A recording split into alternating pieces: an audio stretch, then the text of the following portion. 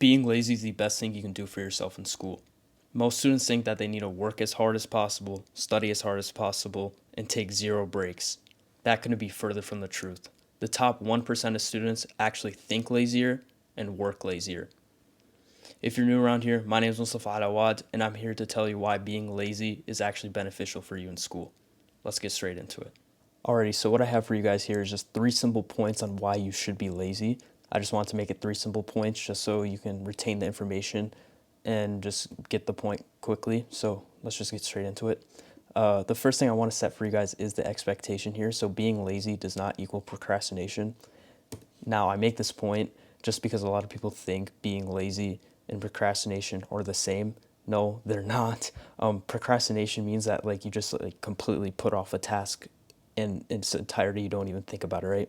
When I mean be lazy, I mean you need to be able to find the most effective way to do something, and you want to be able to do it in the quickest amount of time possible, right?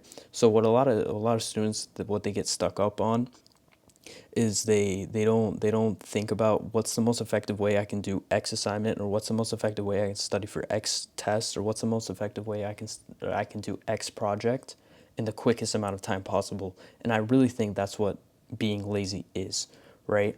Being lazy is essentially trying to find the most effective way to do something. And I really think that's what separates like procrastination from laziness. So I want to get out of your heads that what you really think about laziness, right? What being lazy is again finding the most effective way to do something, and then also doing it in the quickest way possible. So if you want me to also explain this in like technical terms, I guess let's say you're writing a whole bunch of if else statements, right? So a beginner who's writing code would just write a whole bunch of if else statements. Let's say these are all lines of code, and this can get really really tedious, right? Why wouldn't you just throw all that into a for loop, right? So instead of having, this is like what, 5 lines here, you could have 3 lines of code. Essentially what I want you guys to do, I want you to also apply that into your life, because I feel like having this mindset where it's just like, oh, I'm just going to write a for loop instead, really really it really saves you time, and also saves you a lot of energy, and energy is very very important. So yeah, that's step one. I just want you to essentially get I want you to get out of your mind that being lazy is equal to procrastination, because it's not. I feel like being lazy is actually very beneficial for you, and that kind of leads me into step two. All right, so this leads me into step two here, which is I'm going to provide like a real life example for you guys. I'm also just going to talk more about my research, since I was actually pretty lazy doing that project in a good way, which I'll explain now. So essentially, I was as a part of the project, I was building a UI, also known as a GUI. So imagine this is like a user interface for a program. And essentially what we needed to do is we needed to add latex or latex math, right? And if you don't know what latex is, it's essentially like this code right here. It allows you to write mathematical formulas onto like a PDF document, and it just looks nice and neat. So let's say like you see this x squared. Normally, if I can find my texting, normally like it would just be x, and then you'd use the little up key 2, right? And that just like looks horrible. We're presenting this to like an actual conference, so we want it to look good. The issue was that the framework I was using didn't have latex support, right? So it wouldn't convert this code into like actual latex. So the only other option at the time that I could really think of was, okay, I need to change the entire tech stack that I'm using, because the framework I'm using doesn't allow me to display latex. And then I really thought about it. Learning or switching up my tech stack would take me multiple days to do.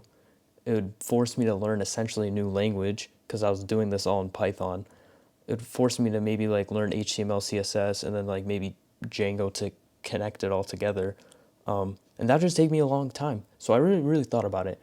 What happens if I had you ChatGPT write me a script where I could enter latex and it would convert it into a PNG, because PNGs work in my framework, right? I'm able to display a PNG image. What happens if I just had it convert it into a PNG image, so then I can just display it on my GUI? And that ended up working, right? So just me trying to think outside the box and just like trying to find the quickest solution possible and the laziest solution possible essentially allowed me to get the work done faster, right? Normally, if I actually went and switched my tech stack, that literally would have taken me, I don't know, maybe weeks to learn a new language, right?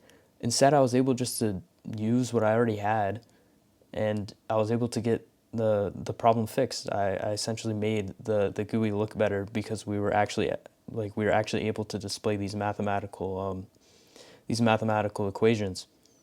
So the point I really want to reiterate here is that you really need to be able to essentially think outside the box, and you need to be able to think of like the quickest, most effective way to solve the problem. Because if I, let's say I was adamant about switching my tech stack, that literally would have that would have added extra weeks to the project, which of course the time was limited. We have a submission date. So that's just like kind of a real life example of how I was able to do that in a research setting, in like a real life project setting. And I really feel like that one skill is essential on the job as well, because that's how an engineer should be able to work, right? You need to be able to solve problems that aren't really like in your face. You need to be able to find a solution that isn't in your face.